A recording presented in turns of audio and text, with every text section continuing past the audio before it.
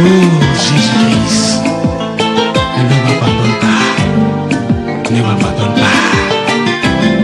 Que sert-il à un homme de gagner tout le monde s'il perd son âme? Que donnerait un homme en échange de son âme? Oh Seigneur, ne m'abandonne pas.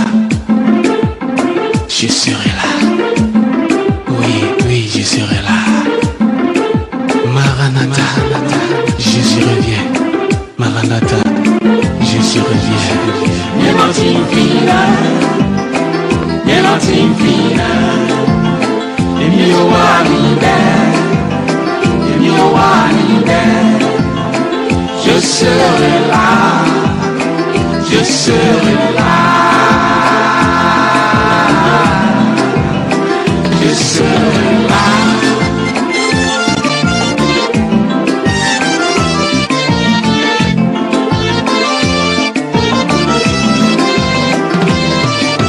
We no pekluno zona donu bazole na noti e na iro weke ponute bele po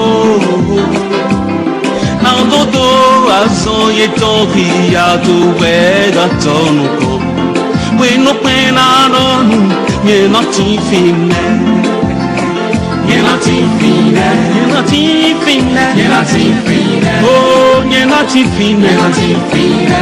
ye noti fine You're not in fina. You're not in fina.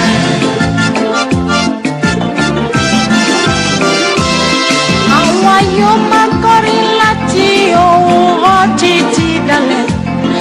Àwa yóò máa fi ògo fún Ọlọ́run mi. Olùgbàlà yóò máa pè gbogbo wa ní ọmọ rere. Nígbà tí fèrè dùn, yóò wà níbẹ̀. Èmi ò wà níbẹ̀. Yóò wà níbẹ̀. Èmi ò wà níbẹ̀. Èmi ò wà níbẹ̀. Èmi ò wà níbẹ̀. Èmi ò wà níbẹ̀. Ìwé Númérì Le livre du Nombre, orí kejì-lé-ní-ọgbọ̀n. Númérì orí kejì-lé-ní-ọgbọ̀n. Nombre, Orí kejì-lé-ní-ọgbọ̀n. chapitre 32, Ẹsẹ̀ ìkẹtàléní-ogún. verset 23. Number 32, 23.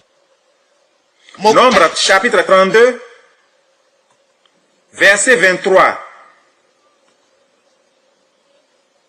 Ṣùgbọ́n Mais bí ẹ̀yin kì yóò bá ṣe bẹ́ẹ̀, si vous ne faites pas ainsi, ṣe báwo?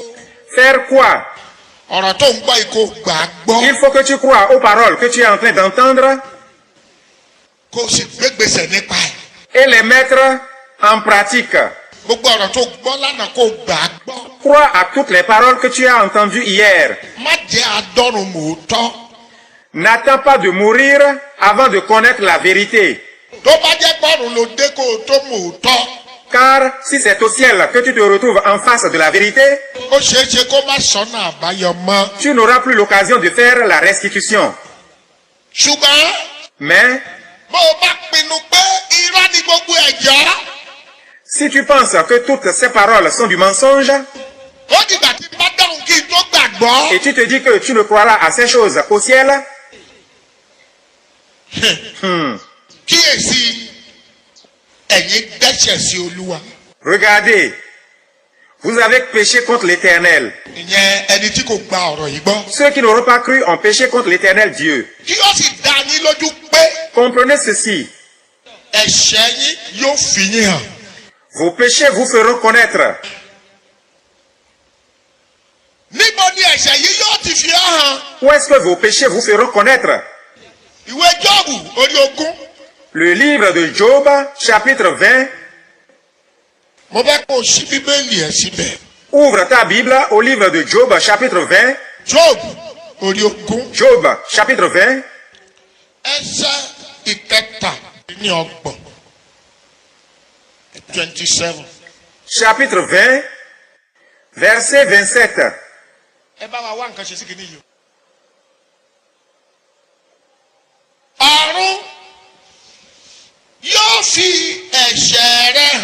Les cieux dévoileront son iniquité ayé yóò sì dìde dúró sí i.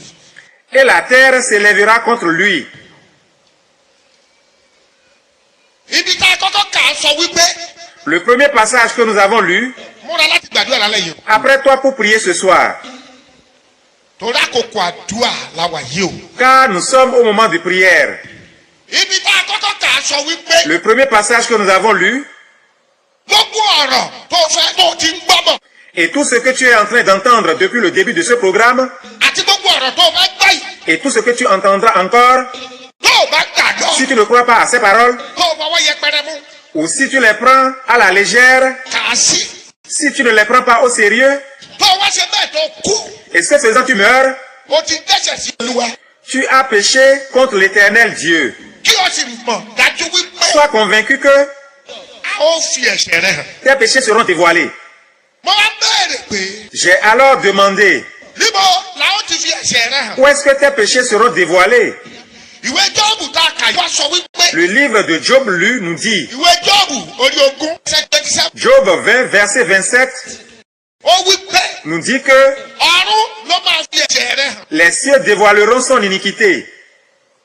Parọ́ láyé kí gbogbo èèyàn lóòótọ́ ni. Tu peux mentir ici-bas et tout le monde peut prendre ton mensonge pour la vérité. Ó lè jalè Tu peux voler kó o lówó lọ́wọ́ et devenir immensement riche.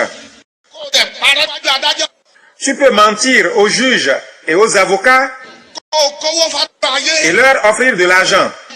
kádájọ́ ayé nítorí owó Et ceux-ci, à cause de l'argent que tu leur as donné, kó sọ irọ́ di òótọ́ prendront le mensonge pour la vérité kó sọ òtítọ́ di irọ́ et la vérité pour le mensonge.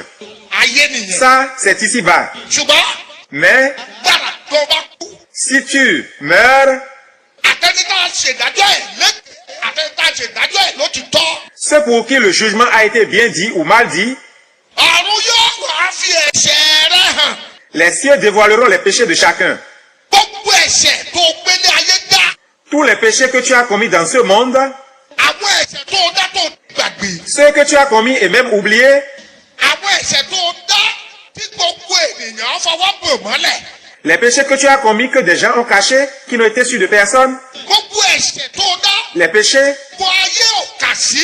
les péchés que tu as commis, que le monde a banalisé, Ẹ̀ṣẹ̀ tó dá nítorí pé o mọ̀rọ̀ pa o sì mọ̀rọ̀ gbé kalẹ̀ tí gbogbo èèyàn sọ wípé ìwọ kọ́ ló dá. les péchés que tu as commis, et parce que tu sais bien mentir, tu as réussi à tromper tout le monde sur la ligne. Nígbà tó bá wá dọ́rùn, Quand tu seras au ciel, ọ̀run yóò wá fi ẹ̀ṣẹ̀ yẹn hàn. les cieux mettront ces péchés à nu. Gbogbo ẹ̀ ní kọ̀ọ̀kan. Tous les péchés seront dévoilés un à un. Ọ̀run gbóná o. Que ça chauffe au ciel. Ọ̀run ò dàbí ayé. Les cieux ne ressemblent pas à ce monde. Kò wá sí tó jẹ́ láyé. Car tu étais dans ce monde. Nígbà tó bá dáhùn, Arrivé au ciel, wàá dọ̀dẹ̀. tu seras comme un niais. O ní kankan mọ́. Tu ne seras rien du tout. Inú ayé ń bí lo ti jọ́gà. C'est dans ce monde que tu es un chef. Inú ayé ń bí lo ti jẹ́ dàrẹ́tọ̀ lé. C'est dans ce monde que tu es directeur de société. Inú ayé ń bí lo ti jẹ́ lórí sójà. C'est dans ce monde que tu es un soldat. Inú ayé ń bí lo ti jẹ́ ọba. C'est dans ce monde que tu es un roi. Inú ayé ń bí lo ti jẹ́ olórí orílẹ̀-èdè. C'est dans ce monde que tu es président de la République. Ṣùgbọ́n tó bá dáhùn, Mais au ciel, wàá déyàn lásán. tu seras comme un simple individu. Gbogbo ènìyàn pátá. Tous les morts, Àtọkùnrin, hommes, àtobìnrin, femmes, àtọmọdé, petits àti àgbà. et grands, Gbogbo ènìyàn máa wà ní hòhò. tous les morts sans exception sont nus. Ẹnìkan kò ju ẹnìkan lọ́wọ́. Aucun mort n'est au-dessus d'un autre mort. Gbogbo wa di bákan náà. Tous les morts sont égaux. Hey, Ha! dìde dúró. Tiens-toi debout. Mo bá kó o fẹ́ràn ara rẹ. Je veux que tu t'aimes. Wọ́ Ha! ọjọ́ pọ̀. Le jour vient et Ọkọ rẹ á bu yẹ̀pẹ̀ sí ọ ton lójú. mari versera du sable sur ton corps et se retournera. Ọjọ́ Le pọ̀. jour vient et Ìyàwó rẹ á bu yẹ̀pẹ̀ sí ọ. ta femme ira à ton enterrement et se retournera. Ọjọ́ Le pọ̀. jour vient et Ọmọ rẹ á bu yẹ̀pẹ̀ sí ton ọ. enfant va t'enterrer et se retourner. Àtẹni tó bímọ. Ceux qui ont eu d'enfants, Àtẹni yóò bí. comme ceux qui n'en ont pas eu, Èèyàn ni ó sùn wọn. sont enterrés par des gens. Kan yóò bu yẹ̀pẹ̀ sí ọ lójú. Des gens vont t'enterrer Wọ́n á sì padà lẹ́yìn et rẹ̀. se retourner. Bíbélì wípé La Bible nous dit láti ọ̀dọ̀ lọ. qu'à compter de ce jour-là, Iṣẹ́ ọwọ́ rẹ les œuvres de tes mains yóò wá máa bọ̀ ẹ́ lẹ́yìn. te suivront. Káwọ́ rẹ méjì. Lève donc tes deux mains. Oh Dieu, gbogbo tí mo gbé ní ayé ṣe tous les actes que j'ai posés ici-bas, tó máa jẹ́ kí n jẹ̀bi lọ́run. pour lesquels je serai coupable au ciel, gbogbo tí mo gbé ní ayé ṣe tout ce que j'ai fait dans ce monde, tó máa jẹ́ kí n jẹ̀bi lọ́run. et pour cela je serai condamné au ciel. fàánú gbà lọ́wọ́ mi. Oh Dieu, dans ta miséricorde, délivre-moi de ces choses. Olúwa gbà mí. Oh Dieu, sauve-moi. ó yá porúkọ Jésù àti. Ça y est, prie au nom de Jésus. Olúwa jọ̀ọ́. Éternel Dieu, pardon. gbogbo tí mo gbé ní ayé ṣe Tout acte que j'ai posé ici-bas, tó máa jẹ́ kí n jẹ̀bi lọ́run. pour lequel je serai condamné au ciel, gbogbo tí mo gbé ní ayé ṣe tout comportement que j'ai ici-bas, tí máa mi dára lọ́run. qui me fera souffrir au ciel, Olúwa fàánú gbà lọ́wọ́ mi. Père miséricordieux, ôte un tel comportement de ma vie. jókòó. Assieds-toi. Wòmí. Regarde-moi. ọjọ́ àdúrà lọ́jọ́ òní. Ce jour est un jour de prière. mo sì fẹ́ kó o múra láti gbà. Je veux que tu t'apprêtes pour prier. mo fẹ́ kọ́kọ́ rẹ̀ ṣí. Je veux que tu sois éveillé. ọ̀rọ̀ pé o ti pẹ́ ní chọ́ọ̀chì lélẹ̀ kọ́ lélẹ̀ gbé jù sẹ́gbẹ̀. Je suis un ancien dans l'église. Oublie ça. ọ̀rọ̀ pé alàgbà ni mí yẹ kọ́ gbé jù sẹ́gbẹ̀. Je suis un dignitaire dans l'église. Cela n'a rien à y voir. ọ̀rọ̀ pé mo máa ń ṣe oore gbé yẹn jù sẹ́gbẹ̀. Je fais du bien aux gens. Cela n'a rien à y voir. ẹ má gbàgbé N'oublie pas, ibi tá a bọ̀rọ̀ dé là où nous nous étions arrêtés hier. wípé Avons dit que adé àgbàlá kan nous étions arrivés dans un hall. a pe orúkọ àgbàlá yẹn ní àgbàlá àtúnṣe. Le dit hall s'appelle hall de la restitution.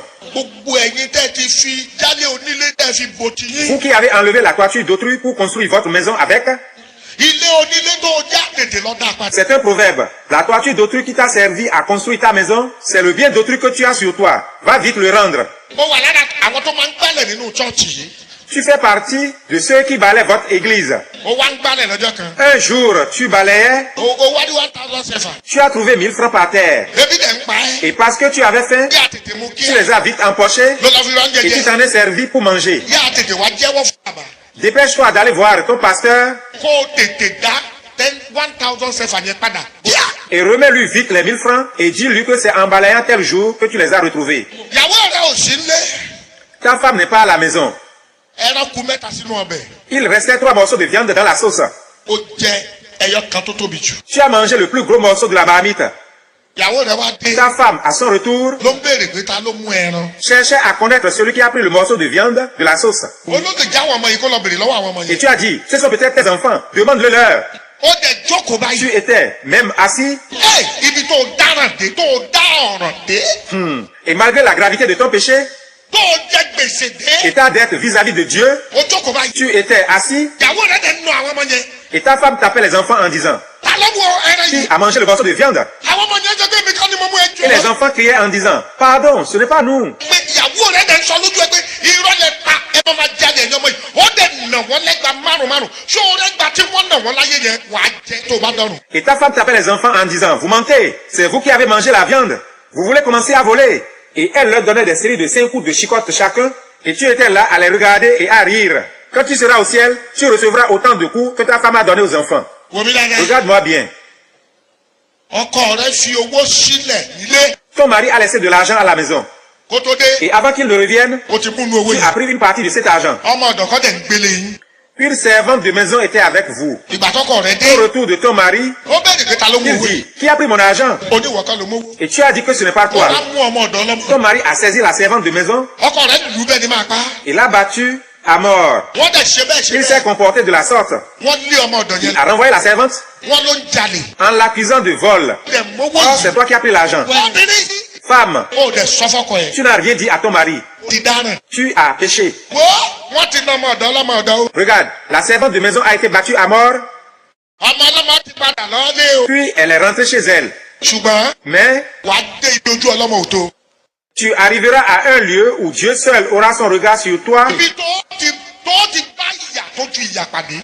où tu vas vraiment souffrir. kọ́ má bàa rí bẹ́ẹ̀. Si tu ne veux pas qu'il te soit ainsi, tètè lọ bá ọkọ ẹ̀. vite, va voir ton mari. pé kó kúnlẹ̀ síwájú ẹ̀. Appelle-le et agenouille-toi devant lui. tó bá máa sọ̀rọ̀ kó sọ̀rọ̀. S'il choisit de parler, qu'il parle. bí ó bá nà ẹ̀ kó S'il nà. choisit de te battre, qu'il te batte. owó tó ti torí ẹ̀ ná ọmọ ọlọ́mọ lọ́jọ́ sí. Dis-lui, l'argent pour lequel tu as battu la servante de maison tel jour, tí mo sọ pé mi ò mọ nǹkan kan pa ẹ̀. et je t'avais dit que je ne connaissais rien de cette affaire, kí ni mo mú owó yẹn. c'est moi qui ai pris cet argent. ṣé o ní tó o bá sọ. Si tu ne dis rien à ton mari à ce sujet, ẹ tó o bá kú gbà báyìí. et tu meurs dans cet état, tó o bá lọ kú si bẹ́yẹn. tu meurs ainsi, ọ̀run àpáàdì ni. tu iras en enfer. ọ̀run àpáàdì ni straight. Tu iras directement en enfer. bí ó ṣe kàn mí Quant à ce qui me concerne, ní àgbàlá àtúnṣe.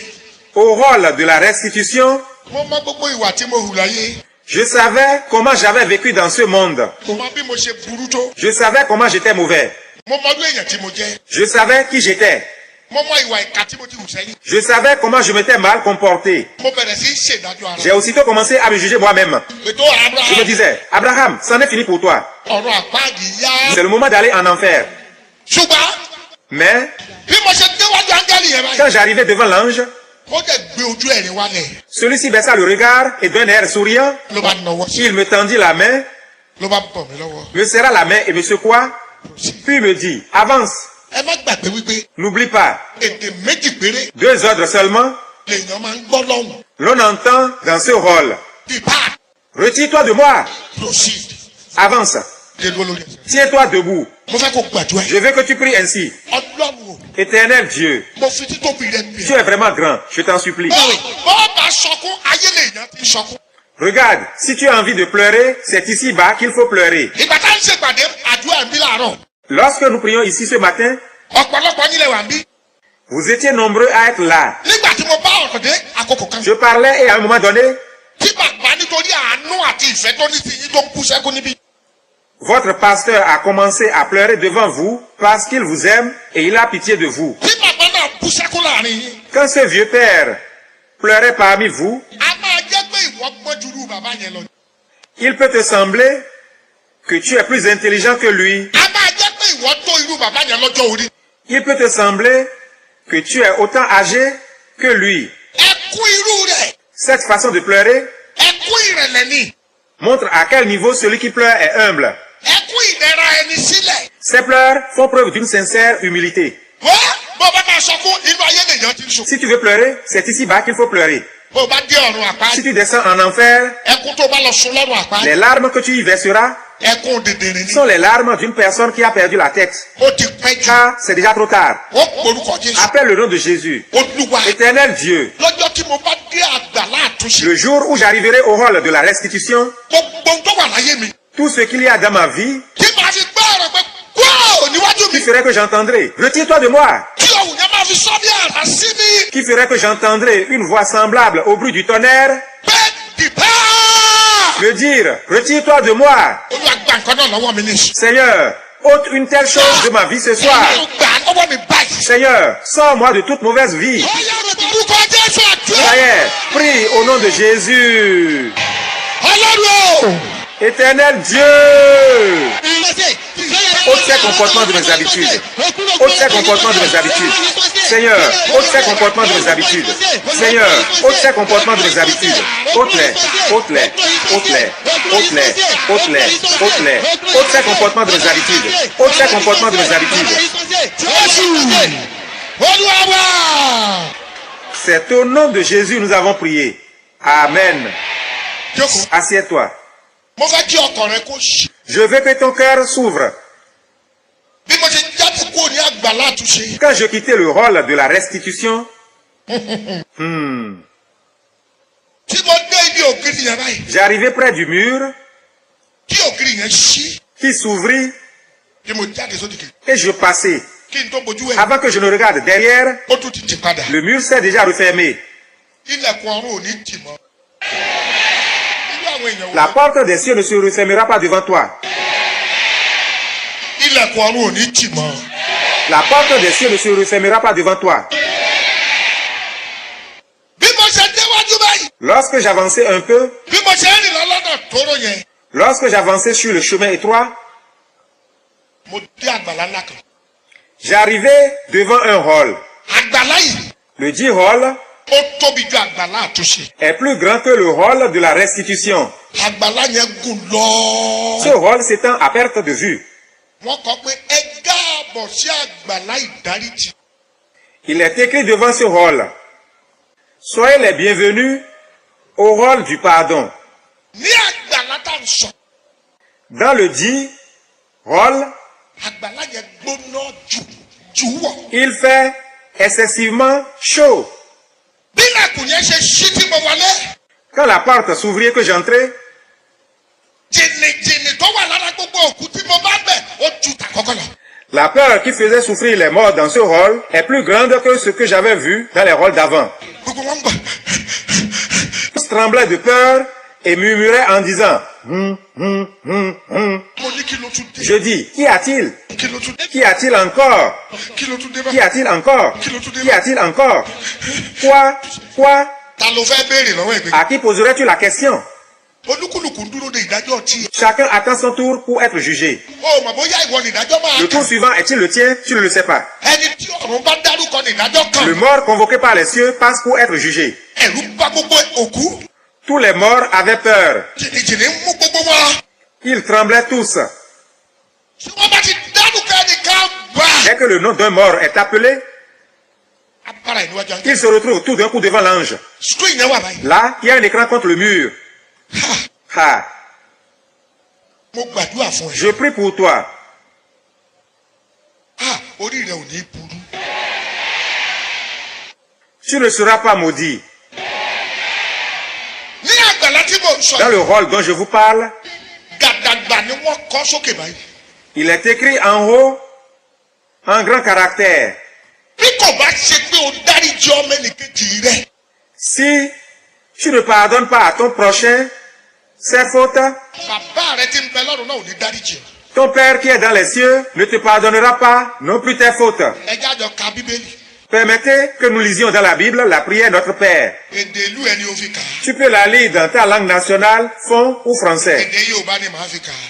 Moi, je vais la lire en Yoruba. àdúrà Olúwa ó yá o, àdúrà Olúwa. La prière du Seigneur.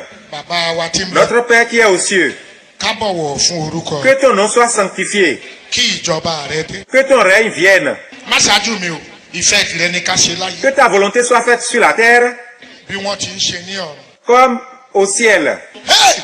dárí ẹ̀ṣẹ̀ wa jì wá. Et pardonne nos offenses bí àwa náà ti ń dáríjì ẹni tó ṣẹ̀ wá.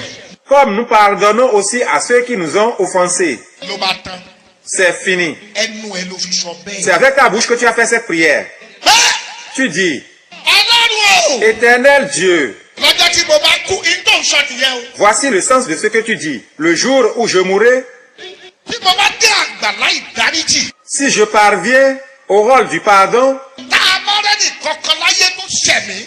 si ici-bas, il y a quelqu'un qui m'a offensé tí mi ò bá dáríjì kí n tó kú. et je ne lui ai pas pardonné ses offenses avant de mourir, ọlọ́run má dáríjì èmi náà.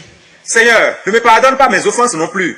bó o ṣe sọ C'est nìyẹn. ce que tu dis quand tu pries ainsi. dárí ẹ̀ṣẹ̀ wa jì wá. Pardonne-nous nos offenses, bí a ti ń dáríjì ẹni tó ṣẹ̀ comme wá. nous aussi, nous pardonnons à ceux qui nous ont offensés. ìyẹn ni pé tá a bá rẹ́ni tó ṣẹ̀ wá. Veut dire que s'il y a quelqu'un qui nous a offensés tá a et nous dáríjì. ne lui avons pas pardonné, ọlọ́run má dáríjì àwa náà. Éternel Dieu, ne nous pardonne pas nous aussi nos fautes. túmọ̀ ẹ̀. C'est ce que signifie cette partie de la prière, notre Père. sọ́ọ́ni nínú àgbàlá yìí. Dans ce hall, ibẹ̀ yẹn gbọ́dọ̀. il fait excessivement chaud. ìdájọ́ ibẹ̀ yà kọ́kọ́. Là, le jugement est rapide ó jẹ gẹ́ẹ́. et se fait sans pitié. tí wọ́n bá ti dárúkọ ẹ. Aussitôt que ton nom est appelé, ángẹ́lì yẹn bá ti wù ẹ́ látòrí si dé. l'ange t'examine attentivement de la tête aux pieds tó bá ti tójú ètò lẹ́yìn screen. et tourne le regard vers l'écran, tí ẹnìkan bá wà tó ṣe tó dáríjì. s'il y a quelqu'un qui t'a offensé et tu ne lui as pas pardonné, ìbájọ́ kọ ẹ. fût-il ton époux, ìyàwó ẹ. ton épouse, ọ̀rẹ́ ẹ. ton ami, àbúrò ton ẹ. frère, ta soeur, màmá ẹ. ta maman, bàbá ẹ. ton papa, àǹtí ẹ. ta grande sœur. tó wá gbọ́kàn. Écoute encore ceci. ọ̀tá ẹ. Ton ennemi tó dáríjì. et tu ne lui as pas pardonné ses fautes, àwọn tó kan Jésù má gbé. ceux qui ont crucifié le Christ Sauveur, sọ̀rọ̀ ẹ̀ Jésù ni wọ́n. sont-ils ses amis? ẹ sọ̀rọ̀ o. Parlez, ẹ sọ̀rọ̀. parlez. Ceux qui ont crucifié Jésus sont-ils ses amis? bí wọ́n ṣe ń kọ Jésù má gbélé Et pourtant, lorsqu'ils clouaient Jésus à la croix, ní Jésù ń pariwo. il était en train de crier en disant, dáríjì wọ́n bàbá mi. Mon Père, pardonne-leur leurs péchés, wọn ò mọ tí wọ́n ń ṣe ni. car ils ne savent pas ce qu'ils font. ẹnikẹ́ni tó ò bá dáríjì. Si une personne à qui tu n'as pas pardonné ses fautes tó bá ti lè hàn lára screen báyìí. se fait voir tout à coup à l'écran, a kò gbọ́ ohùn yẹn látọ̀. soudain tu entendras des cieux ó máa sọ ní àrá. une voix semblable au bruit d'un puissant tonnerre dire, Bá.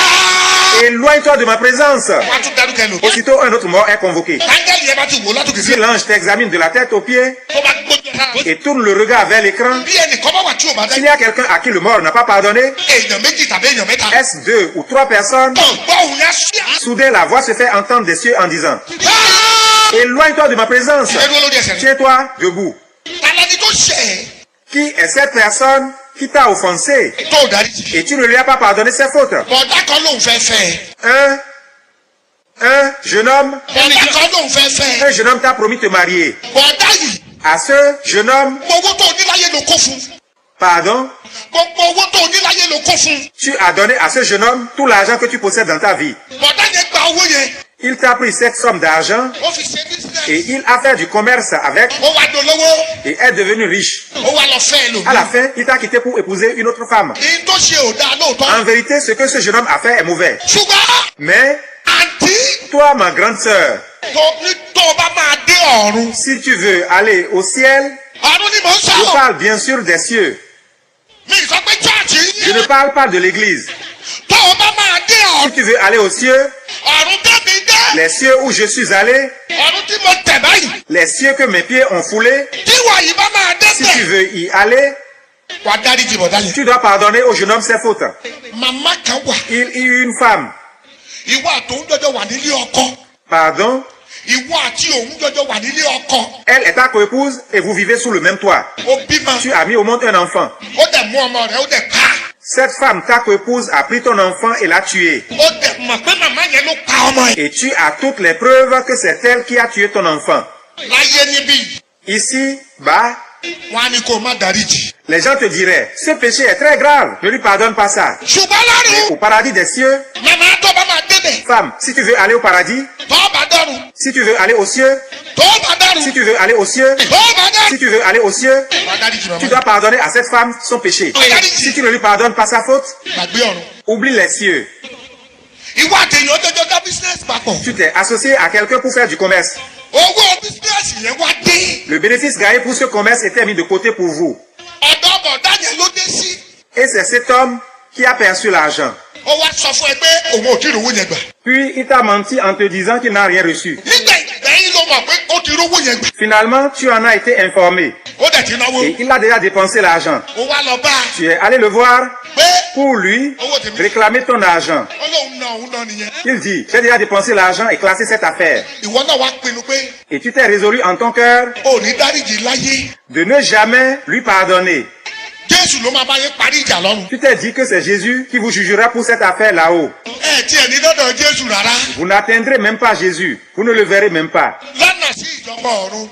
C'est sur le chemin avant les cieux. àgbàlá ìdáríjì ni wọ́n máa ti rán ẹ lọ sọ́run àpáàdì. Tu quitteras précisément le rôle du pardon pour aller en enfer. bàdá Mon frère, màmá. toi maman, tó o bá máa si dọ́rùn. tu veux aller au ciel, kàlẹ́ ni tó ṣe. qui est cette personne qui t'a offensé? wà á porúkọ ẹ̀ ní ìsìn. Tu appelleras son nom maintenant même. tó bá ti porúkọ jésù. Après avoir appelé le nom de Jésus, wà á dárúkọ ẹ̀ nìyẹn. tu appelleras le nom de la personne. lágbájá Et ṣẹ̀. tu diras, Seigneur, telle ou telle personne m'a offensé. mo ti ní mi ò ní Et dáríjì. j'ai juré de ne jamais lui pardonner. ṣùgbọ́n Mais, nítorí ìjọba ọ̀run. à cause des cieux, ọlọ́run mo dáríjì lónìí. éternel Dieu, j'ai pardonné à telle personne ce jour. ọlọ́run mo Je dáríjì. lui ai pardonné ce jour. ìyẹn nìkan kan o. Cela n'est pas suffisant. wà á wá pe ẹnìyẹn lórí fóònù. Tu dois appeler cette personne au téléphone. wà á sọ fún kó ti dáríjì. Dis-lui, je t'ai pardonné tes wà á fautes. tún lọ ní. Ensuite, tu dois aller chez elle. wà á lọ bá kó ti Et dáríjì. dis-lui, je t'ai pardonné tes fautes ce jour. ó bá Si dáríjì. tu ne lui pardonnes pas, ó lọ sọ́run tu o. ne pourras pas entrer au paradis des cieux. àgbàlá ìdáríjì ni wọ́n ti máa rán ẹ lọ sọ́run. Tu quitteras le rôle du pardon des péchés pour aller en enfer. káwọn ọ̀nà méjèèjì sókè. Lève tes mains. olúwa. Tu diras, éternel Dieu, gbogbo ẹni tó ṣẹ̀ mí. n'importe qui m'a offensé tí mo ti ní láyé mi ní dáríjì. et j'ai juré de ne jamais lui pardonner. lónìí. Ce jour, olúwa mo dáríjì wọ̀. Seigneur, je lui pardonne ce jour. ó yá gbọ́rúkọ. Appelle le nom de Jésus et prie. Prie au nom de Jésus. gbàdúrà. Prie. Ah! Ah, Ah! ah, Seigneur Jésus, je lui ai pardonné. dáríjì Seigneur Jésus, je lui ai pardonné. torí ìjọba ọ̀run À cause des cieux. torí ìjọba Je ọ̀run lui ai pardonné à cause des cieux. torí ọ̀run À cause des cieux. torí ọ̀run À cause des cieux. mo dáríjì Je lui ai pardonné. dáríjì Je lui ai pardonné. dáríjì Je lui ai pardonné. dáríjì Je lui ai mo pardonné. dáríjì Je lui ai pardonné. Je lui ai pardonné. Je lui ai pardonné. jésù C'est au olúwa nom puissant de Jésus, nous avons prié. wọmi Regarde-moi. àwọn kan wà níbí Il y a parmi nous des gens, ẹnìkan ṣẹ̀ ọ́ quelqu'un t'a offensé. ẹ̀ṣẹ̀ yẹn burú gan Ce qu'il t'a fait est si grave tó o bá sọ ẹ̀ṣẹ̀ tó ṣẹ̀ níbí que si tu te mettais à dire ce qu'il t'a fait, gbogbo èèyàn ló máa pariwo pé "Ah!" tout le monde crierait en disant « Ah, c'est grave ». tó bá jẹ́ ìwọ lónítọ̀ Si c'est toi cette personne, pé èèyàn yẹn ṣẹ̀ ọ́ la personne t'a fait du mal. Elle t'a vraiment offensé. ẹ̀ṣẹ̀ yẹn burú gan Ce qu'elle t'a fait est si grave que o ti sọ pé láyé pé ò ní dáríjì tu t'es dit du fond de ton cœur que tu ne vas jamais lui pardonner. ibikíbi tó o bá wà N'importe où tu te trouves, máa jáde bọ̀ wájú mi. viens devant, s'il te plaît. ẹnìkan ṣẹ̀ ọ́ La personne t'a offensé o ti sọ pé láyé et tu t'es dit jamais, jamais, au grand jamais, mi ò que dáríjì tu ne vas pardonner à cette personne. yóò dáa fún yín Merci à vous. máa jáde bọ̀ báyìí. Venez devant. kọjú sí mi màmá kọjú sí mi. Venez ici. Venez par ici. ẹ wá báyìí. Installez-vous ici. Installez-vous ici. Venez par ici. ẹnì yẹn ṣẹ̀ ọ́ La personne t'a fait du mal. ẹ̀ṣẹ̀ yẹn tó ẹ ká Le mal qu'elle t'a fait est si grave o ti sọ pé láyé que tu as décidé qu'au grand jamais, mi ò ní dáríjì tu ne lui pardonneras pas sa faute. máa jáde bọ̀. Viens devant. wọ́n mi Regarde-moi. màmá Vous les mamans. dádì Vous papa. àǹtí Mes grandes sœurs. bọ̀dá Vous mes frères. ìtẹ́nì yẹn ṣe ò dáa. Ce que la personne a fait n'est pas effectivement bon. wọ́n nítorí ọ̀run. Mais à cause des cieux, màmá vous maman, ní ọ̀run à cause du paradis, des cieux, orí ọ̀run à cause des cieux, torí kó o bá lè rí mi dé sí nígbẹ̀yìn. afin que tu puisses trouver une place dans les cieux au dernier jour, wà á tu dáríjì dois lui pardonner obligatoirement. wà á dárúkọ ẹ̀. Appellera le nom de la personne. wo mi Regarde-moi. obìnrin kan ṣẹ̀ mí ní ẹ̀ṣẹ̀ kan. Une femme m'a offensé. Ah, ẹ̀ṣẹ̀ yẹn ò dáa. ce qu'elle m'a fait est très grave. ọlọ́run sọ pé abrahamu tó ọba dáríjì ò ní dọ́run o. Le Seigneur me dit, Abraham, si tu ne pardonnes pas à telle femme, tu n'entreras pas au ciel. mo dẹ̀ dáríjì. Et je lui ai pardonné sa faute, kó o lè mọ̀ pé n tó ṣe ó burú. afin de te faire savoir que c'est grave ce qu'elle m'a fait, kó o sì lè mọ̀ pé òun fúnra ara ẹ̀ mọ̀ pé n tóun ṣe ò dáa. afin de te faire savoir qu'elle est consciente de la gravité de ce qu'elle m'a fait. dádì Papa, mo ń lọ síbì kan. j'allais quelque part. mo wọnú mọ́tò mo jókòó. J'étais assis dans un véhicule. ó wá ń bọ̀ pẹ̀lú ọmọ rẹ̀. Cette femme venait avec son petit enfant. kò mọ̀ kó o máa rí mi. Ne sachant pas qu'elle allait me voir, ṣé àdìgbò ṣe tẹ̀sẹ̀ wọ́n. lorsqu'elle a avancé un pas dans le véhicule, elle s'est écriée en disant « Ha !» ó dẹ̀ sápadà. Puis elle s'est retournée en courant. ẹ̀yìn tèmi dẹ̀ wá. mo ní ẹjọ́ ẹ bá mi ní obìnrin Je yẹn. l'ai suivi en disant « Pardonnez, appelez-la moi. ẹ sọ pé pàtàkì abraham ló sọ̀rọ̀. Dites-lui que c'est le pasteur Abraham qui l'appelle. ẹni mo ní kó wọnú mọ́tò pé mo dáríjì. Qu'elle revienne. Dites-lui que je lui ai pardonné sa faute. mo dẹ̀ gba ọmọ ẹ̀. J'ai pris son enfant. torí ọ̀run ni. C'est à cause des cieux. torí ọ̀run. À cause des cieux. mo gba ọmọ ẹ̀. J'ai pris son enfant. mo sanwó ọkọ ẹ̀. Pardon. mo sanwó. Et payé les frais de transport pour elle.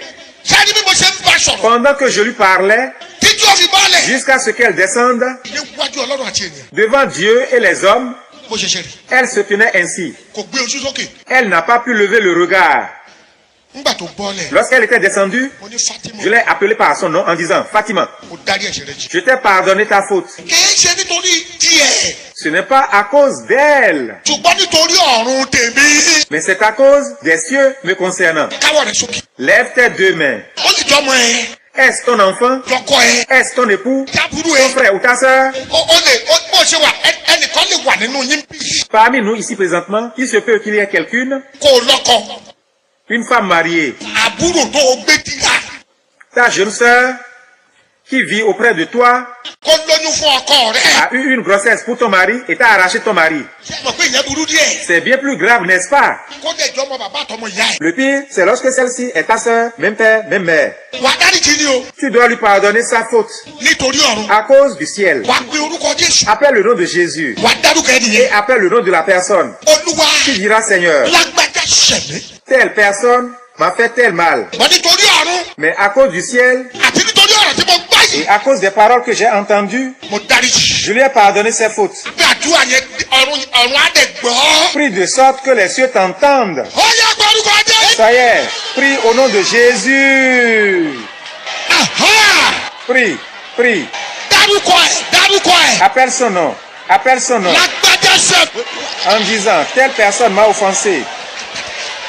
olúwa mo dáríjì. Seigneur, je lui ai mo pardonné. dáríjì. Seigneur, je lui ai pardonné. mo dáríjì. Seigneur, je lui ai pardonné. tọkàntọkàn. Seigneur, je lui ai pardonné. tọkàntọkàn. Seigneur, je lui ai pardonné. mo dáríjì. Seigneur, je lui ai mo pardonné. dáríjì. Seigneur, je lui ai pardonné. mo dáríjì. Seigneur, je lui ai pardonné de tout mon cœur. Jésù.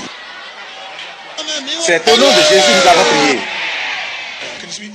báwo ni ẹ kọjú. Tu iras lui serrer la main et lui dire, il y a belle lurette. mo ń gá máa ṣe. Elle se dira, ah ah, que se passe-t-il? Quel nouveau vent? mo Tu lui dáríjì. diras, je t'ai pardonné tes péchés. láti òní lọ. À compter de ce jour, mo ṣẹ̀mí mọ́. tu ne m'as plus offensé. ṣẹ̀mí mọ́. Tu ne m'as plus offensé. láti òní À lọ. compter de ce jour, mo ṣẹ̀mí mọ́. tu ne m'as plus offensé. mo ti fẹ́ kó ṣe nìyẹn. C'est ainsi que je veux que tu fasses. lórúkọ Jésù yóò dára fún ọ. Au nom de Jésus, sois béni. Amen. lórúkọ Jésù. Amen.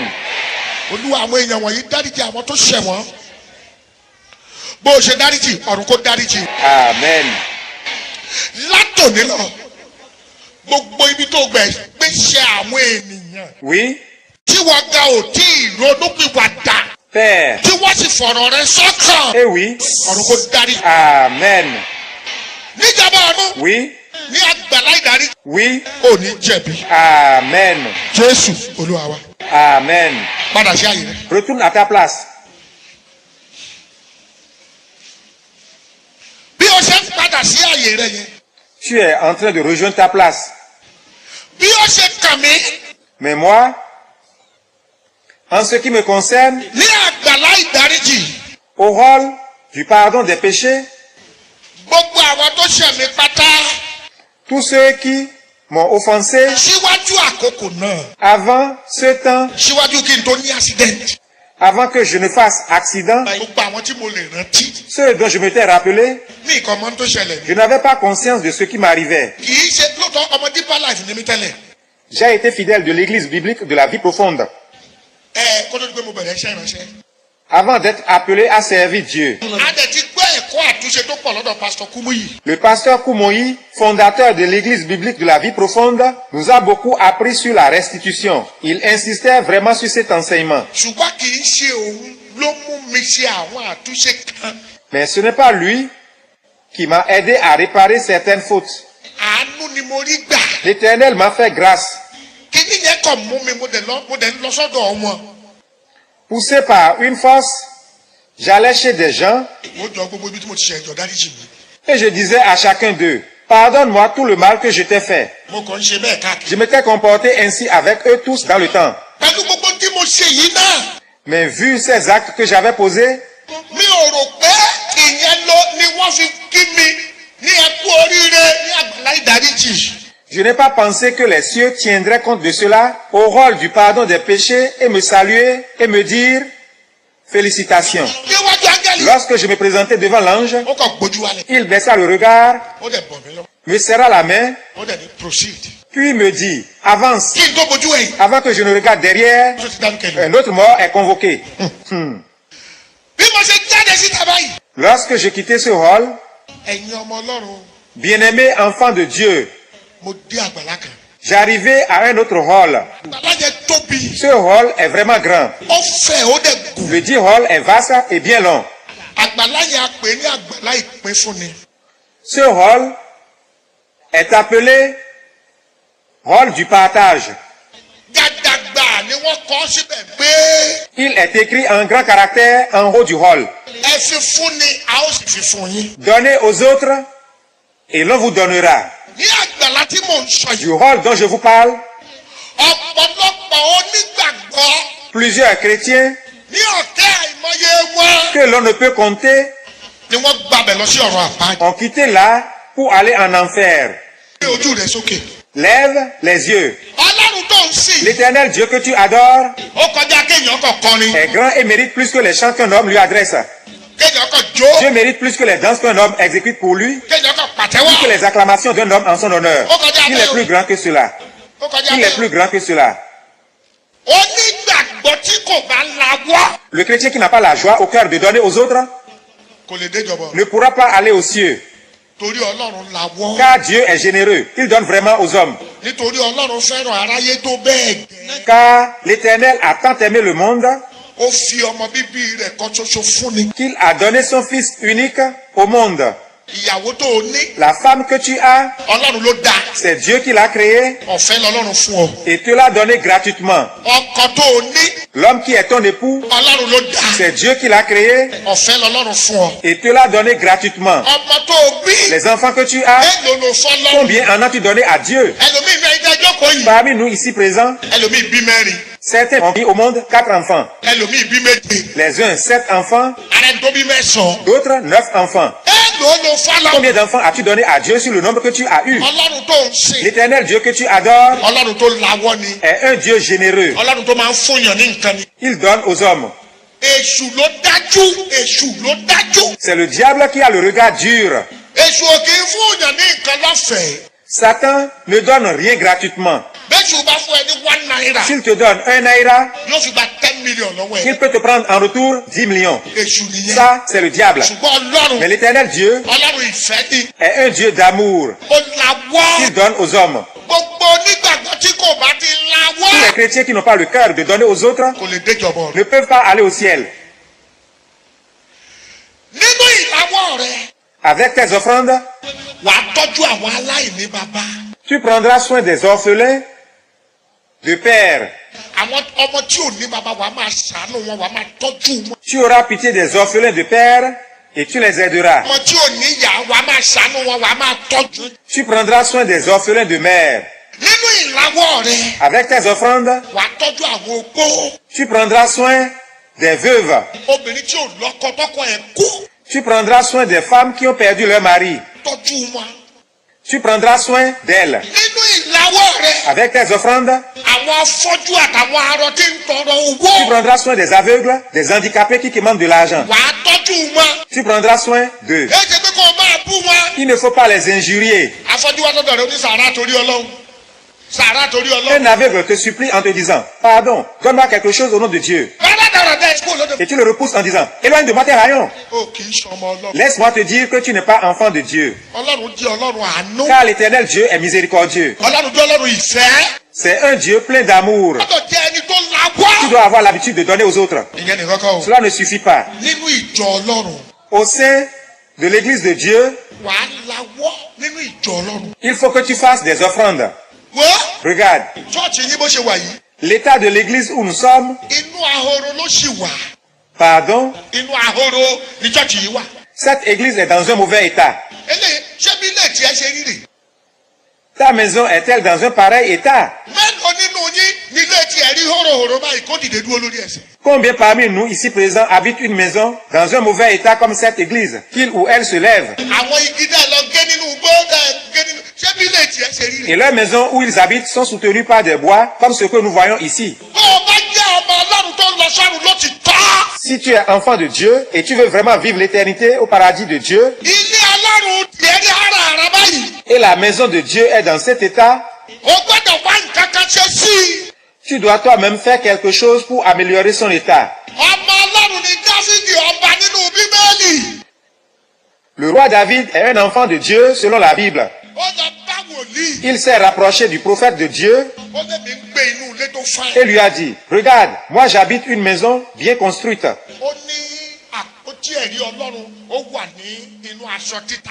Et l'arche de l'alliance de l'éternel Dieu est dans un abri entouré de tissus.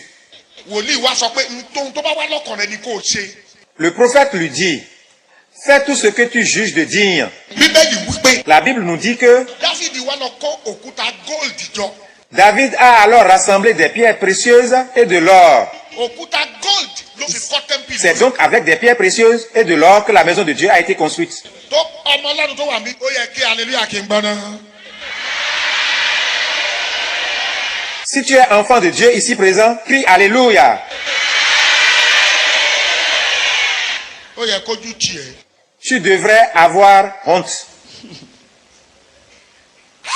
ó yẹ kó o fọwọ́ bojú. Tu devrais te cacher le visage avec les mains. ẹ dẹ̀ hallelujah ẹ pọ̀ tó yìí. Pardon? ilé yìí dẹ̀ di hó ilé ọlọ́run yín ọlọ́run tiẹ̀ ó ní jágàjàgà báyìí. Regardez comment vous êtes nombreux à crier Alléluia. Et la maison de Dieu est dans cet état. Ah, ó yẹ kó o máa sọkún bí tó jókòó sí yẹn. tu devrais être en train de pleurer là où tu es assis. ìyẹn ni kọ́ ọlọ́run àkísà lọ́lọ́run yín tẹ̀ ń sìn. L'état actuel de votre église fait croire que votre Dieu est un Dieu misérable. ọlọ́run ìyà àtọlọ́run ìpọ́njú lọ́lọ́run ti yín. Un Dieu de haillons, un Dieu malheureux. wọ́n bí ilé ọlọ́run yín ṣe rí. Regardez l'état de la maison de Dieu. tó bá jẹ́ pé lóòtítọ́ ló jẹ́ ọmọ Si ọlọ́run. en vérité, tu es enfant de Dieu, gbẹ́dà tá a bá ti parí ìsọjí. juste à la fin du présent programme, gbogbo ẹ̀yin ọmọ ìjọ ìpátá. vous tous qui constituez cette communauté locale, gbọ́dọ̀ ṣe mítìnì. vous devez vous réunir pé dádì. et dire à votre pasteur, Papa, a gbọ́dọ̀ bẹ̀rẹ̀ sí ń kọ́ nǹkan gidi mi. nous devons effectuer d'importants travaux de réflexion sur cette église. ìyẹn ló máa púrù pé lóòótọ́ ọmọ ọlọ́run ni ẹ́. C'est en agissant ainsi que vous montrerez que vous êtes vraiment des enfants de Dieu. torí ó dá mi lójú. Car je suis sûr et certain, mo dẹ̀ mọ̀ bẹ́ẹ̀. je sais que ìwọ tó jókòó toi yìí. qui es assis en face de moi, bàbá tó bí ẹ lọ́mọ. si ton père qui t'a mis au monde, ìyá tó bí ẹ lọ́mọ. ta maman qui t'a mis au monde, kó jẹ́ pé inú ilé tó ń gbé bó ṣe di ara rẹ̀. habite une maison inachevée, construite à moitié, igi báyìí ni wọ́n dó kákàkiri. soutenue par des bois, kó wá bẹ̀. tu n'accepterais pas accompagner tes amis dans une telle maison. wà á máa nawọ́ sí ilé kan tó dáa lọ́ọ̀kan. Tu doiterais une belle villa ou un immeuble bien construit, mais bien éloigné d'où tu es, pélé dádì ẹ. et tu dirais, voilà là où habitent mes parents. ó ní jẹ́ mo wá síbi àgádà yìí. Tu ne permettrais pas qu'ils aillent dans une telle maison. torí ìdí èyí. Pour cela, gẹ́gẹ́ bí ọmọ ọlọ́run. en tant qu'enfant de Dieu, ní kété tá a bá parí ìpàdé yìí. à la fin du présent programme, vite, ẹ kọ́ra yín jọ nínú ìjọ yìí. réunissez-vous au sein de cette église kẹ́ ẹ ṣe nǹkan tó dá síbi. et faites ce qui est bien. ẹ bá dẹ̀ gbàgbé ọ̀rọ̀ tí mo bá yín sọ láàárọ̀ yìí. N'oubliez pas ce que je vous ai dit ce matin. wípé ó yẹ kójú gbá gbogbo ẹ̀yin ọmọ ìjọ yìí tì. J'ai dit que vous qui êtes de cette communauté devriez avoir honte. pé bàbá wa nínú Olúwa bó ṣe dàgbà tó ìpẹ̀lú gbogbo iṣẹ́ tọ́lọ́run ti lò wọ́n fún. Vu l'âge avancé de votre pasteur et l'œuvre de ses mains au service de Dieu, tọ́mọ̀ ní jàpá mọ́tò tó ń pè ní jàpá ẹ mọ̀ jàpá. s'il ne possède pas la voiture Volkswagen, ó tiẹ̀ tó interpret ìsàlẹ̀ aláìlójútì. now tọ́mọ̀ ní jàpá pásítọ̀ yín ò ní. si votre pasteur ne possède pas la Volkswagen, une voiture qui n'est pas trop chère, bóyá ló tiẹ̀ lọ́kadà gan. c'est peut-être qu'il a une motocyclette. bó bá dẹ̀ wá lọ́kadà ṣé kò kójú ti gbogbo yín bàbá àgbàlagbà yìí tó bá lọ ṣubú lórí ọ̀kadà. Et même s'il a une motocyclette, ne devriez-vous pas en avoir honte? Et si cet homme, à cet âge, tombe d'une motocyclette, ẹ gbọ́ mi dáadáa. écoute-moi très bien. ẹ bá tètè ṣe àtúnṣe. Si vite, vous ne réparez pas vos fautes, ọ̀rọ̀ àpáàdì lẹ́ fi ṣeré. c'est avec l'enfer que vous vous amusez. ìyẹn lọ bẹ́ẹ̀. Tournons cette page. ẹ wá gbọ́ kọ́ka tó gbàdúrà. Écoutons encore ceci avant que nous ne prions. gbogbo ẹni tó bá pera rẹ̀ lónígbàgbọ́ tí kì í bá sọ ìdá mẹ́wàá. Toute personne qui se dit enfant de Dieu et qui ne paye pas la dîme, ó ní kìrìsìtánì ni ẹ. tu te dis chrétien ó jẹ́ gbèsè ìdá mẹ́wàá. et tu ne payes pas la dîme. ṣé o máa dán gbè ní ìdá mẹ́wàá. Sais-tu ce que l'on appelle dîme? tó o bá ní 1 million sefa Lorsque tu gagnes 1 million de francs CFA, 100,000 nínú ẹ̀ 100 000 francs CFA, tọlọ́run ni. 100 000 francs sont pour Dieu. Lorsque tu gagnes un bénéfice de 1 million de francs CFA, 100 000 francs sont pour Dieu. C'est ça qui augmente ta richesse. wọ́mi Regarde-moi. iṣẹ́ tó o ṣe yẹn Le travail que tu fais, ohun gbogbo tó jẹ́ irinṣẹ́ tẹ́ ẹ fi ṣe tous les outils ou matériels que tu utilises, ọlọ́run ló ní. c'est Dieu qui les a créés. máa wò mí Sois en train de me regarder. ojú rẹ ta ló ní. Tes yeux, qui les a créés? ẹ máa dá mi lóhùn. Répondez-moi. ẹ Quoi? imú rẹ ta ló ní. Ta bouche, qui l'a créée? ahọ́n àtẹ̀yìn tó fi ń sọ̀rọ̀. Ta langue et tes dents, qui les a créés? ẹ dáhùn. Répondez-moi. ọpọlọ rẹ tí yóò dàrú tí yóò fi ya wèrè ta ló fọpọlọ yẹn síbẹ̀. L'intelligence avec laquelle tu travailles et tu n'es pas devenu fou ni folle, qui l'a créée? dídé dúró lójú ẹsẹ̀ rẹ. Tiens-toi debout. Ǹjọ́ dìde bí wọ́n sọ. Lève-toi sur tes pieds. Ǹjọ́ ọmọ pápálọpọ̀ ò lè dìde bí wọ́n ṣe dìde yẹn. Ou bien, ne sais-tu pas qu'il y a plusieurs personnes qui ne peuvent pas se tenir debout? Lọ sí General Hospital. Va dans les grands hôpitaux de la place Kó o lọ wo àwọn èèyàn tó wà ń dọ̀bálẹ̀. et observe ceux qui sont allongés Tí wọn ò lè dìde. et qui ne peuvent pas se tenir debout. Ìwọ́dẹ̀ Mais dìde. toi, tu es debout. Agbára tó fi dìde yẹn. La force qui t'a permis de te tenir debout, Ta ló ní agbára à náà? qui appartient-elle? Ẹ sọ̀rọ̀. Parlez. Ṣẹ̀ṣẹ̀ rẹ báyìí. Soulève le pied ainsi. Dàmà ṣẹ̀ṣẹ̀ rẹ báyìí. Soulève le pied ainsi. Ǹjọ́ o mọ̀ wípé Le sais-tu? bó o ṣe ṣe ẹsẹ̀. Tel que tu as pu le faire, Ìgbà kan wà il y a des moments, tí mo wà lọ́sùn máa ṣẹ̀ṣẹ̀ bẹ́ẹ̀. Mo ní kó máa ṣẹ̀ṣẹ̀ bẹ́ẹ̀. continue de bouger le pied. Ìgbà kan wà Il y a des moments, tí mo wà lọ́sibítù lorsque j'étais à l'hôpital, tí mi ò lè gbé je ẹsẹ̀. ne pouvais pas soulever le pied ainsi. Túpẹ́lẹ̀ ìbáyìí. Soulève encore le second pied. Nǹkan ńlá ló ní. Tu as quelque chose de précieux. Nǹkan ńlá ló ní tó o Tu as mọ̀. quelque chose de précieux que tu ignores. Ọ̀pọ̀lọpọ̀ èèyàn ò lè ṣe Plusieurs bẹ́ẹ̀. personnes ne peuvent pas faire ainsi. Ṣọwọ́ ẹ̀ báyìí. Soulève la main et balance-la. Ọ̀pọ̀lọpọ̀ ò lè ṣọwọ́ ẹ̀. Plusieurs personnes ne peuvent le faire. Tó ṣe lé ìbáyìí. Soulève la main droite. Ọ̀pọ̀lọpọ̀ ò lè ṣe Plusieurs bẹ́ẹ̀. personnes ne peuvent le faire. Ó yá ṣe méjèèjì Soulève bẹ́ẹ̀. maintenant les deux mains. Balance-les. Èyí hallelujah látàkì mọ́. Écris Alléluia. Jókòó. Assieds-toi. Ǹjẹ́ ó wá yẹ Est-ce que c'est normal wípé kọ́lọ́run wá fún ẹ lágbára que Dieu t'ait donné la force physique, kó o ṣe iṣẹ́ que tu aies travaillé kó o dẹ̀ rí owó et gagné de l'argent kó o má lè yọ̀tọ̀ lọ́rùn fún. sans payer à Dieu ce qui lui revient? Ẹ wá jẹ́ kí n sọ kíní kan. Permettez que je vous dise quelque chose. Ní ọ̀run, Au ciel, gbogbo onígbàgbọ́ tí kì í sọ̀dá mẹ́wàá. tout croyant qui ne paye pas la dîme, Ojú tẹ́ ẹ fi ń wo àwọn àmdọ̀bà láyé tel l'on regarde les brigands ici-bas, ni wọ́n fi ń wo wọn c'est lọ. ainsi qu'on regarde au ciel ceux qui ne payent pas la dîme. Tó tó bá ti dé àgbàlá ìpín fún ni báyìí. Lorsque tu parviens au rôle du partage Tí áńgẹ́lì yẹn bá ti wù ẹ́ látòkè délẹ̀. et que l'ange te regarde du haut vers le bas, Tó gbójú lọ sára screen. s'il tourne le regard vers l'écran Tó hàn pé o kì í sọ̀dá mẹ́wàá. et il constate que tu ne payes pas la dîme, Ah! aussitôt tu entendras, éloigne-toi de ma présence, Bó o ṣe lè bínú sí àmdọ̀bà. tel que tu te fâcherais contre un voleur ici-bas. Bẹ́ẹ̀ lọ́lọ́run ṣe bínú sẹ́ni tí kì í sọ̀dá mẹ́wàá. C'est ainsi que le Seigneur se fâche contre ceux qui ne payent pas la Na dîme. mo wá fẹ́ béèrè béèrè. Je voudrais demander quelque chose. Ká tiẹ̀ mọ àwọn tó máa dọ́run ká ní pé àti ẹ̀dágbàlá ìpín fún ni ní ìsìn ká mọ iye àwọn tó máa dọ́run. Supposons que nous qui sommes ici ce soir sommes au rôle du partage présentement et l'on voulait connaître ceux qui réussiront à progresser dans la marche vers les cieux. Sori wòlíì lèmi mi ń ṣe pásítọ̀. Je suis un prophète, je ne suis pas un pasteur. Àṣẹ ni mo dẹ̀ fẹ́ fi sọ̀rọ̀ yìí. C'est avec autorité que je veux dire ce que je m'en vais dire. Tó o bá parọ́, Si tu mens, àṣẹ tí mo fi sọ̀rọ̀ ni pé Ọlọ́run ò ní dáríjì. voici la parole puissante qui suivra ce que je venais de dire. Si tu mens, tu ne seras point pardonné par Dieu. Nínú gbogbo ẹ̀yin tẹ́ wà ní ìpátá, Vous tous ici présents ce soir, ẹ̀yin tẹ́ ẹ jó lóòótọ́ sí ìdá mẹ́wàá. qui payez la dîme en toute vérité, Tó jẹ́ pé la totalité de la dîme toutes les fois, Ọlọ́run lẹ́lẹ́rìí mi. et l'Éternel Dieu lui-même est votre témoin Mi kì í jẹ gbèsè ìdá mẹ́wàá. que vous ne lui devez pas la dîme, Irú ènìyàn bẹ́ẹ̀ que de telles personnes kó dìde dúró. se tiennent sur leurs pieds.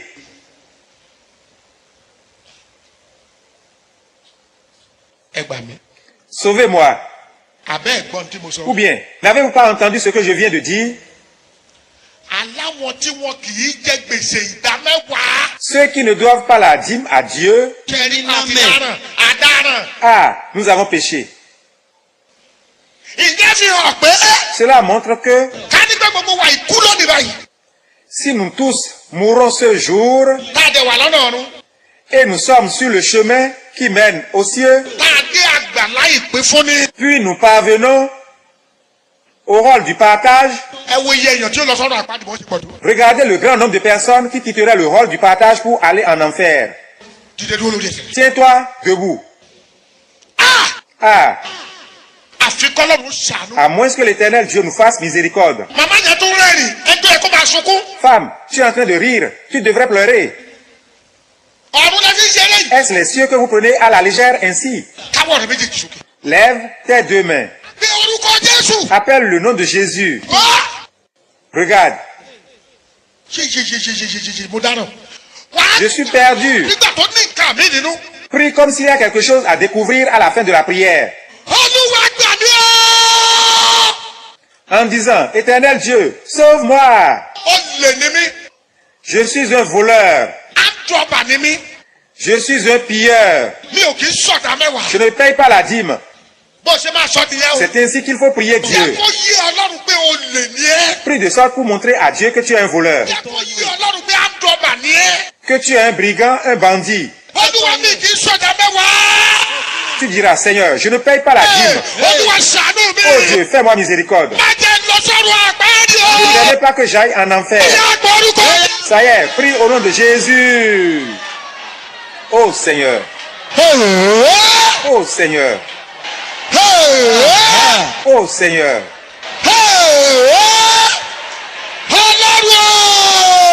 Éternel Dieu, Ọlọ́run ṣàánú o. éternel Dieu, fais-moi miséricorde. Ọlọ́run ṣàánú o. Éternel Dieu, fais-moi miséricorde. Éternel Dieu, fais-moi miséricorde. Éternel Dieu, fais-moi miséricorde. Éternel Dieu, fais-moi miséricorde. Éternel Dieu, fais-moi miséricorde. Éternel Dieu, fais-moi miséricorde. Éternel Dieu, fais-moi miséricorde. Éternel Dieu, fais-moi miséricorde. Éternel Dieu, fais-moi miséricorde. Éternel Dieu, fais-moi miséricorde.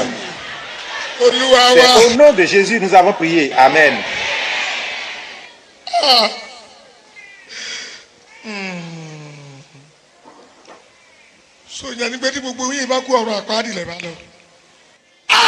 Donc tout ce monde était sur le chemin de l'enfer. O kì í sọ̀dá mẹ́wàá.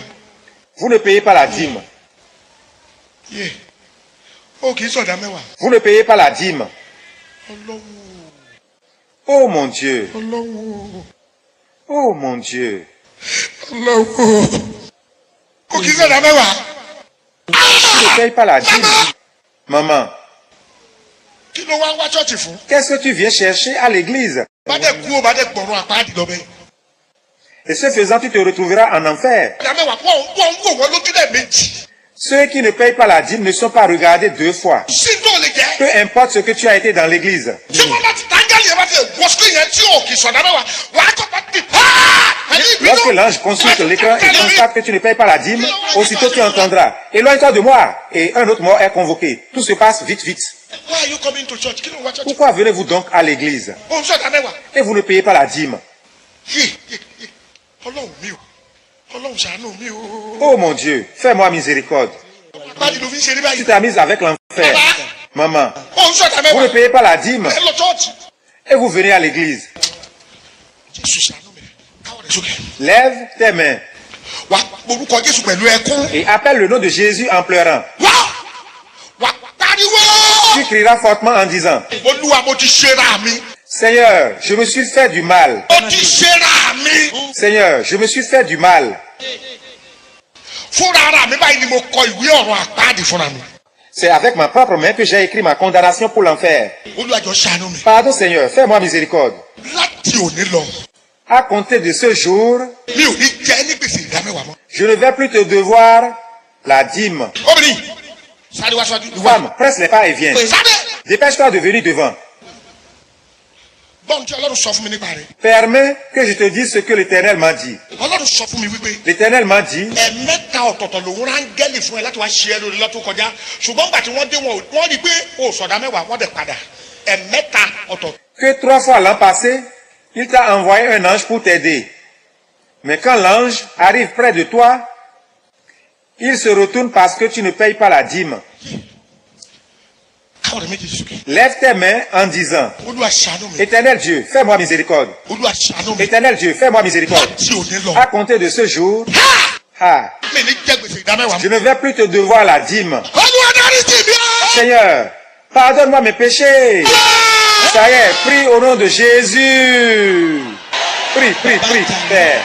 Pardon, pardon. Regarde-moi. A máa tẹ̀síwájú lọ́la. Bọ́ọ̀n ni mo fẹ́ sọ fún. Nous allons continuer demain, mais avant cela, écoute ce que je vais te dire. Wo mi. Regarde-moi. Èṣù gan. Satan lui-même, Èṣù. Satan ó máa ń fẹjọ́ àwọn ọmọ Ọlọ́run sùn Ọlọ́run. se plaint des chrétiens à l'Éternel Dieu.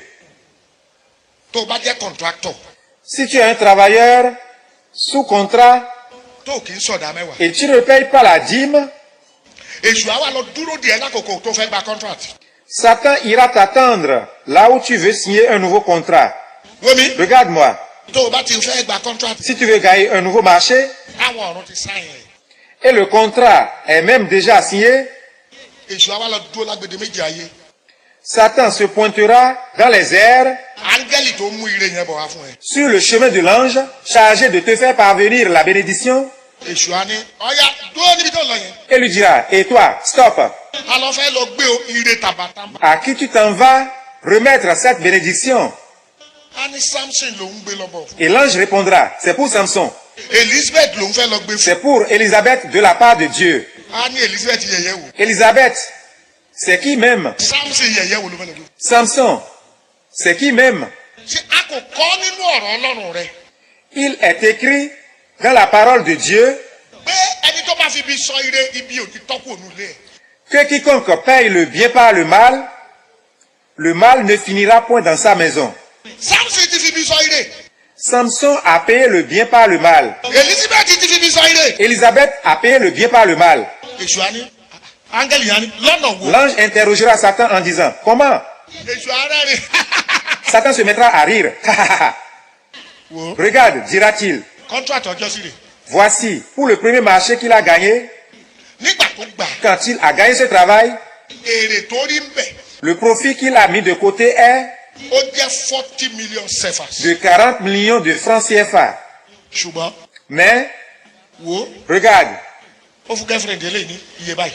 de ce bénéfice, il a donné à sa première copine tel montant, ó fún eléyìí ní iye à báyìí. telle autre copine tel montant, ó fún eléyìí ní iye à báyìí. telle autre il a offert tel montant. ìyàwó ọdún ilé ẹ̀ Mais à sa propre femme avec qui il vit, kò fún ní nǹkan kan. il n'a rien donné. À sa propre mère, kò fún ní nǹkan il kan. n'a rien donné. èyí tó wá burú jù ń bẹ̀ Voici ce qui est plus grave. kò sọ̀dá mẹ́wàá. Il n'a pas payé la dîme de cette somme. áńgẹ́lì yẹn á ní L'ange dira, ah. á ní. L'ange poussera un soupir. àwọn áńgẹ́lì òdì kì í ṣàìgbọràn. Les anges de Dieu n'étant pas des rebelles, ojú ẹsẹ̀. à l'instant même, áńgẹ́lì yẹn á yí padà. l'ange fera demi-tour ó ń padà sọ́run nìyẹn. pour s'en aller au ciel. nígbà tó o bá wá dé ibi tó ti fẹ́ gba contract. Lorsque tu arriveras là où tu attends d'obtenir un nouveau marché, ẹni tó ní kó wá lánàá ní yes can I help you. sur les lieux, la personne qui t'a donné rendez-vous la veille te dira, oui, puis-je vous aider? ìtẹ́ ní kí n wá gbà. Vous m'avez invité à venir prendre un nouveau marché ce jour. ǹjẹ́ mo ti ẹ̀ rántí mọ́. Je ne me souviens plus vous avoir dit une telle chose. mi ì mọ̀ pé mo ní kó wá gbà nǹkan kan. Je ne reconnais plus vous avoir dit de passer prendre un nouveau contrat. kò lè mọ̀. Cette personne ne peut plus reconnaître une telle situation. ẹ jẹ́ sọ̀rọ̀ kan fún mi. Permettez que je vous dise quelque chose. ọmọ First Square Gospel Church ní Èkó. Un fidèle de la communauté chrétienne Foursquare au Nigeria ó gba owó gidi níbi iṣẹ́. a perçu une importante somme d'argent au service ìdámẹ́wàá ẹ̀ jẹ́ 250,000 naira. dont la dîme équivaut à 250 000 naira. kò sọ. Il n'a pas payé cette dîme. ní ọjọ́ yẹn gangan Ce jour-là même, ó wà ní church. il était à l'église pásítọ̀ ń sun ẹkún báyìí. quand son pasteur pleurait pé ẹ jọ en disant « Pardon, a ní di il nous 50,000 faut avoir 50 000 naira láti fi sanwó ibi kí wọ́n má gba ilẹ̀ yìí lọ́wọ́. pour payer le reste du prix de ce terrain que les gens sont prêts à nous arracher. ẹ sà kò fowó yẹn lẹ̀. Le dit fidèle n'a pas remis l'argent à l'église.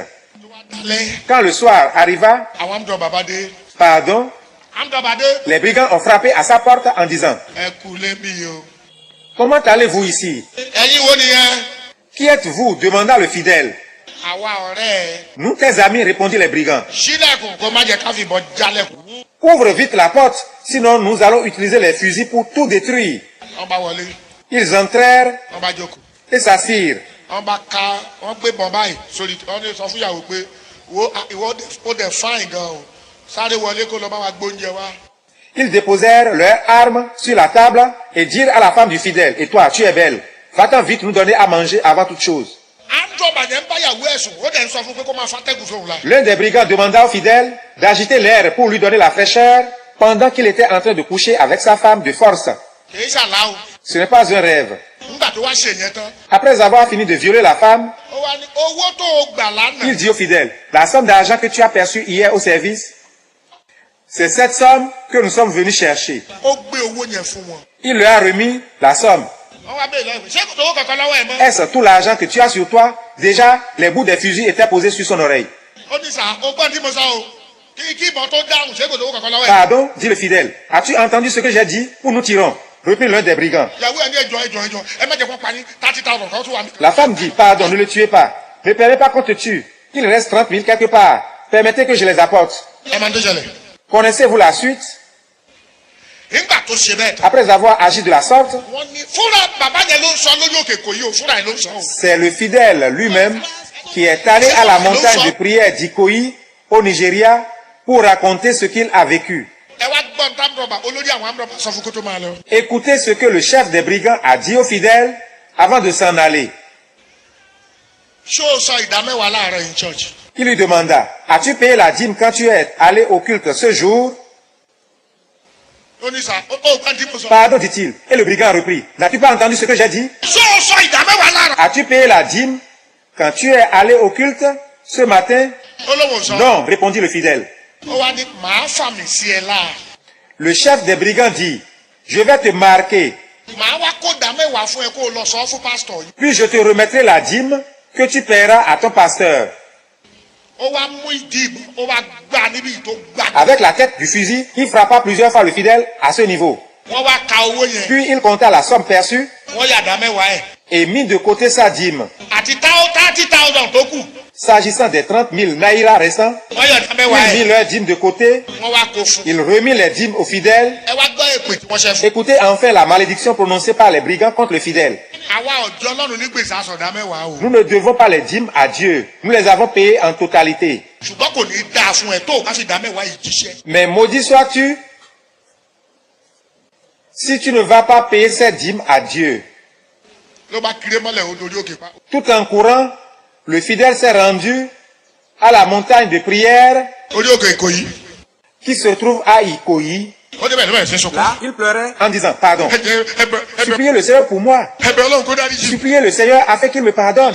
Ọlọ́run á dáríjì. C'est vrai, le Seigneur va lui pardonner. ṣùgbọ́n Mais, ó lè ti bá ìyàwó ẹ̀ sùn. sous ses yeux, le brigand a couché avec sa femme de force. Ọlọ́run á dáríjì. Le Seigneur va lui pardonner. ṣùgbọ́n wọ́n ti kó gbogbo Mais owó les yẹn. brigands ont déjà emporté tout l'argent. Ọlọ́run á Le dáríjì. Seigneur va lui pardonner. ṣùgbọ́n ìdí ìbọn tí wọ́n fi gbá níbí. Mais les coups de tête de fusil qu'il a reçus à la hanche ó wà mbẹ̀. ont laissé des cicatrices sur lui. kó tó di pé wà á wá ara ẹ̀ sí ara ẹ̀. Avant donc que tu ne prennes tes propres mains pour te faire du mal, mi kì í sọ̀rọ̀ ọ̀run o.